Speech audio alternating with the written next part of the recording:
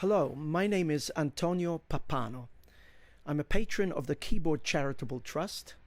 I was born in Britain. I've lived and studied in America, and now divide my time mostly as music director of the Royal Opera House Covent Garden here in London and the Santa Cecilia Orchestra and Chorus in Rome. Music has no borders, and the Keyboard Trust neither. Over its long history, it has presented young concert pianists of 34 different nationalities, offering them performing opportunities internationally and now globally by means of these internet broadcasts. All are ready to grace the great concert halls. I now invite you to hear them in conversation and in concert. Please remember their names, then ask the Keyboard Trust to send them to perform where you are.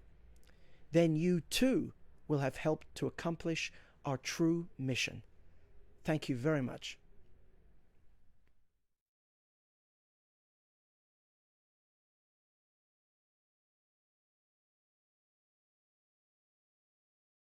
So welcome everyone to the Steinway Hall. It's lovely, lots of people to see us. It's wonderful now. The pandemic seems to be coming to an end. We have a pianist who's just flown in last night, staying in my house.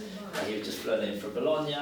He studies in Imola, which is the major, there are two major schools in Italy, the piano academy in Imola and the one in Como. And he's studying with Boris Brzezinski at the school in Imola. He's playing for us today. He's playing two of the four late impromptus by Schubert and the Brahms Händel variations.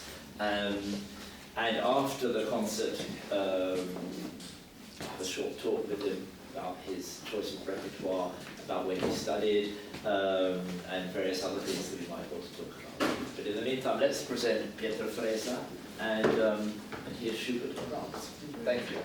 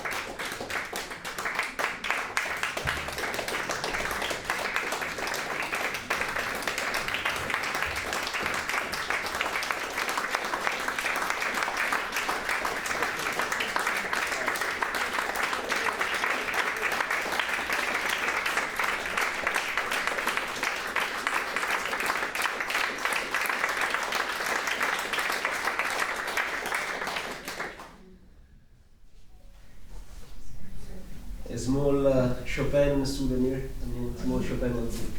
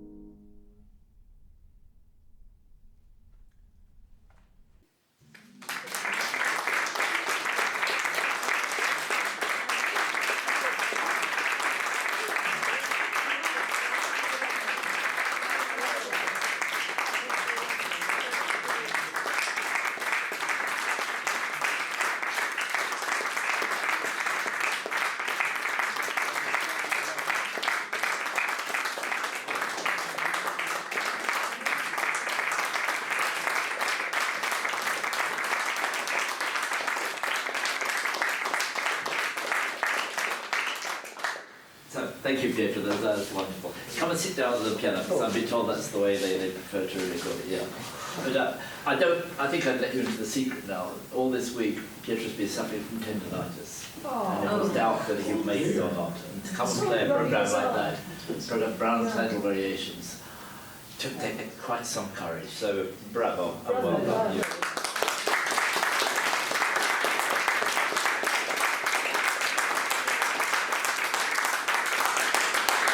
It was our secret, and he flew in last night from Bologna, had a long talk with one of his teachers, Sofia Guliak, who is in my house, lives in my house as well, and they had a wonderful reunion, and I think today he was relaxed enough to give us the performance that we've heard today.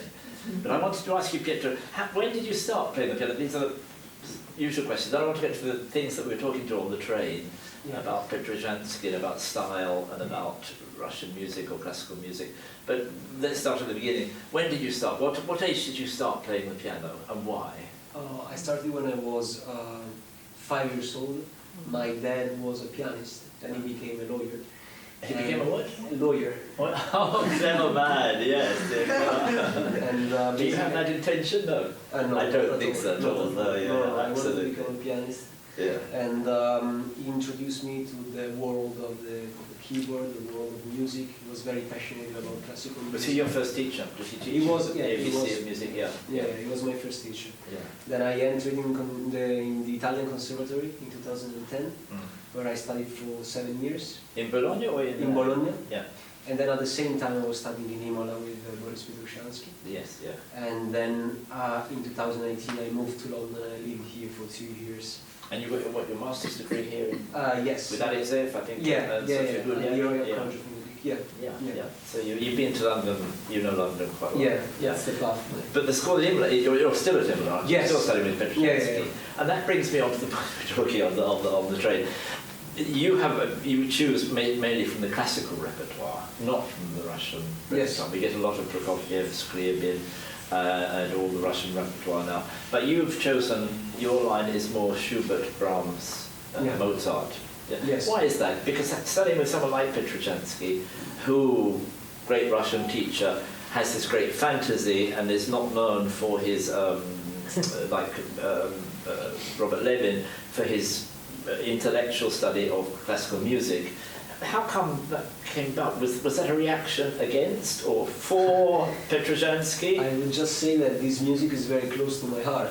Yeah, I mean, the best performance I can say I've ever heard of the four last, the best one, four last impromptus by Schubert were by Petrojanski in Padua. The best was Annie Fischer, of course, but I think no one would disagree with that. But you're studying with him mainly the repertoire of Mozart, Schubert. I would say I like to taste a bit of everything from the Yes. repertoire, because I think it's really enriching, no? My soul, Yes. my way of thinking music, to taste a bit of Russian music, Spanish music, Yeah. and also this great Austrian-German tradition that we have with Bach, Mozart, Beethoven, Schubert, Yeah. and so on with Brahms. And there is this tradition that gives you a certain way of playing, that you're in a certain framework, that you're not really allowed out of that framework in the classical world. Whereas in the Russian world there is a certain flexibility where you can be more, have more fantasy and so on. Do you find the fantasy that he gives you, it adds to your classical training of classical music? Yes, I think the word classical, to me, the classical style doesn't mean a piece that is flat or that has to be interpreted in a way that doesn't include your own ideas, your own imagination. I don't think it's that. We have that idea very much today. No, there is Mozart, Bach, Beethoven, and Schubert. They have to be played in this way. Then there is Schumann and Chopin with a bit more freedom, and then there is all the rest with a lot of freedom. I don't believe in this idea. I don't believe in this idea because, for example, the Impromptus, the word itself, it says it. It's something that Schubert was improvising in front of all his friends. Yes. So it's something that comes very natural from the heart, no? And because it's also so lyrical, there is this cantabile side, very expressive. Yes. It allows freedoms. Of course, it can be the same freedom we would use in, Prokofiev or other stuff like late Schumann. Do you play Prokofiev? Do you play the Russian repertoire as well? I've never heard you play it. Oh, do you no, play it? No. Why? Because you choose not to play it? Like Brendel just won't touch Yeah, any of the Russian repertoire at all? At the moment, I don't feel a spiritual connection with it, I would say. I love it. I don't deny that it's a genius music, like classical music. But everyone, for example, plays Rachmaninoff's third piano concerto, Prokofiev's second piano concerto. Do you dream to do that one day or not? Is that like a nightmare situation? I mean, I would prefer that. I dream more to play Beethoven's fourth piano concerto. Well, yes, of course, yeah. And I've heard you play the Mozart last piano concerto in Rome recently. Yes. So I know. Yes. Have you played Beethoven fourth? No, not yet. I've played number 1 and number 3 with orchestra. I've never played number 4. Yes. So And one I know you studied with Sofia Guliak, who's another Russian pianist who you studied with and Dmitry Alexeyev too. So you've had the whole Russian school, but you don't actually play the Russian music. You choose not to play the Russian music. I mean, yes, yeah. I mean, I think that doing the equation, Russian teachers, uguale, how do you say that? Sorry? Uguale. The same. The same as you have to study only Russian music. That's not correct. No. Because these people, Petroshansky, Alexeyev, Sofia Guliak, they have so much deepness in the way of feeling and understanding all the music. Yes. I would feel restrained to study with them only to study Russian music. Yeah. I think that the aim of education is opening yourself, making you able to choose, to use your freedom, no? Yeah. But there is a certain framework you have to keep within. I mean, that is sacrosanct, as I say, that's sacred, in English. Yes. But, and you do keep in that. Well, obviously, Brahms makes you keep in it because you have to. There's the rhythm that just keeps you going. You can't really do much more than that. Add your fantasy to his continual wave that carries you along on this wave. You add your fantasy to that, which is what you did. But in Mozart and in Schubert, it's slightly more complicated. Because if you go too much fantasy, you go too much one way in the piece, it falls apart. The music, you lose the structure, you lose that rhythmic energy, which is what keeps the music going. The undercurrent of energy. Then I think there are specific pieces where what you are saying is perfectly correct and understandable. Like Schubert sonata, no? The sonata is the typical form where you have the themes, first theme, second theme, and recapitulation. But then there are other forms which even in the classical styles, they allow you more freedom. But for me, this is the case for the impromptus. Yes. No? Because of course there is a structure, there is always a structure. Yeah. But the idea is more of a music like a fluid that is coming from the heart and that is changing all the time, is bringing you in new places. I think this is more the idea under the impromptus, for example. If I would play a Schubert sonata, I would play it completely different. But you have to play a Schubert sonata. The process, that's course. why you've got tendinitis. He has to play the A major sonata, the last one. And he's learning it very quickly, so you have to play it in Italy quite soon. I have to memorize it in this week. So I hope I am. Yeah, but that has a very definite structure. It has a very definite structure. You can't really go out of that structure. So that's keeping you under control. And Petrojanski, is he adding his fantasy to that? Is that helpful? I mean, I think it would be. That, if you have the sense of structure and so on, I think the fantasy that comes from him is probably why he's a very famous teacher and has a lot of very famous pupils. So I think that's what you can get. I think that's what we heard today. That's in the Schubert as well. You were free, but free within a framework. Yeah. Even though you don't like to admit it, you don't like to be in a straitjacket.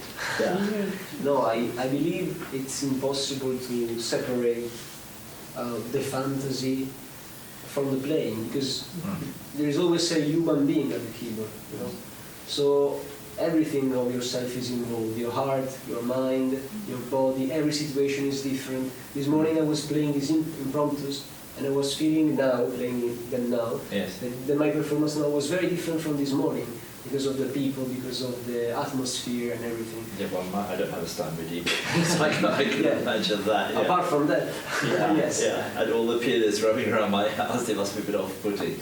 But what are your plans now? What are your future plans? You're playing the Schubert A major now in the next Yes, I will now have a small tournée in the center of Italy, Marche region. Yeah. And after that I will play in Milan, then I have a break for summertime. And then I will go on with the Padua concert in north of Italy, and I will come back to London in the middle of September with the concert at St. James's Piccadilly Church. Oh, you are? Yeah, what, a recital? Recital. Yeah. And what's the program? Have you chosen do you have a new repertoire you're working on? Yes, it will be very probably the last two Schubert sonatas. So just to have a comparison between how Schubert works, how he's formed. Yeah, but Chopin, do you play Chopin at all? You played this Musica, but I do play Chopin. At the moment, I really want, because usually what I do, my plan is to choose an author. I really go deep in. Yes. So, for example, I am never satisfied with saying that I'm going to play one Mozart sonata. I want to play one Mozart sonata, and if I decide to go deeper in Mozart, then I want to play a Mozart sonata with one concerto, with the fantasy in D minor, for example, then the rondo, and then maybe a sonata for violin and piano, because I do not. Do you do much chamber music? Yeah, I find it very useful. I think that chamber music can really enrich a way of playing as a solo pianist, and playing as a solo pianist enriches the way you play chamber music. Yeah. Do you play chamber music in Imola? Is that something that's encouraged at Imola? Yes, I have to say I have a lot of difficulties sharing the stage with somebody else. Why is that? Yes, because I really like to stay at the center of attention. I mean, maybe it's a limit that I have, but maybe it can also be a virtue. Well, what about a concerto with orchestra? I mean, that's true. Yeah, you are the soloist, of course. That's true. That's true. But I mean, at the center of attention, but always at the service of music. Yeah, of course. Well, Pietro, thank you very much for playing this. Thank you for coming.